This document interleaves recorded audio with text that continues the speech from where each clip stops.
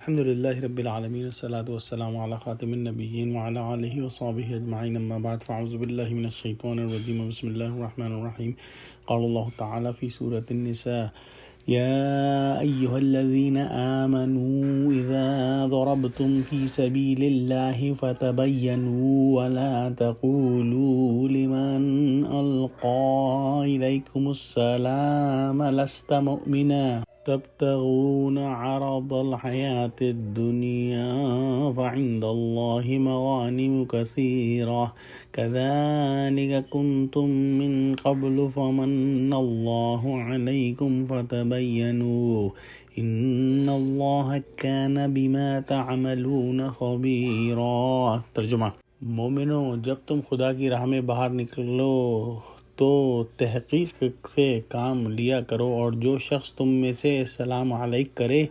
اس سے یہ نہ کہو کہ تم مومن نہیں، اور اس سے تمہاری غرض یہ ہو کہ دنیا کی زندگی کا فائدہ حاصل کرو۔ سو خدا کے نزدیک بہت سی غنیمتیں ہیں، تم بھی تو پہلے ایسے ہی تھے، پھر خدا نے تم پر احسان کیا تو آئندہ تحقیق کر لیا کرو، اور جو عمل تم کرتے ہو خدا کو سب کی خبر ہے۔ حضرت محمد صلی اللہ علیہ وسلم نے ایک فوج کو ایک قوم پر جہاد کے لیے بھیجا۔ اس قوم میں سے ایک شخص مسلمان تھا جو اپنا مال و اسباب اور مویشی ان میں سے نکال کر علیحدہ کھڑا ہو گیا تھا۔ اس نے مسلمانوں کو دیکھ کر السلام علیکم کہا۔ مسلمانوں نے یہ سمجھا کہ یہ بھی کافر ہے اور اپنی جان و مال بچانے کی غرض سے اپنے آپ کو مسلمان ظاہر کرتا ہے، اس لیے اس شخص کو ان مسلمانوں نے مار ڈالا اور اس کے مویشی اور اسباب سب لے لیا۔ اس پر یہ آیت نازل ہوئی اور مسلمانوں کو تنبیہ اور تاکید فرمائی گئی کہ جب تم جہاد کے لیے سفر کرو تو تحقیق سے کام کر لیا کرو۔ ایک بات سمجھنی چاہیے کہ ایک تو قانونی ایمان ہے، اور جو شخص بھی کلمہ طیبہ پڑھے اور اپنے اسلام کا اظہار کرے قانونی طور پر وہ مسلمان ہے، اور جو حقیقی جو ایمان ہے اس کا تعلق دل کی کیفیت سے ہے، اور کوئی انسان کسی دوسرے انسان کی دل کی کیفیت کو نہیں پہچان سکتا۔ یہی وجہ ہے کہ قرآن کے اندر جہاں بھی منافقوں سے بات کی گئی ہے ان کو یا ایھا الذین آمنوا کہہ کر بلایا گیا ہے، اور کہیں پر بھی قرآن کے اندر یا ایھا الذین نافقوا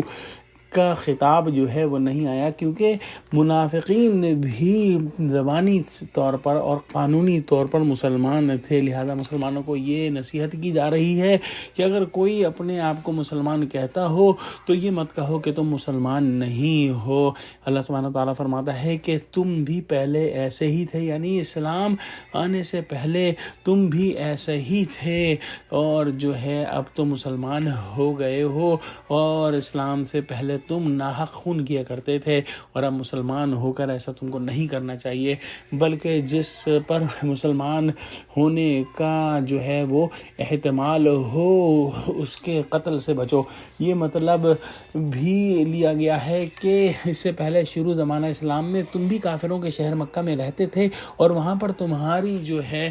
وہ حالت بہت جو ہے وہ خراب تھی، تمہاری کوئی مستقل حکومت نہ تھی اور مستقل بود و باش نہ تھی، تو جیسا اس حالت میں تمہارا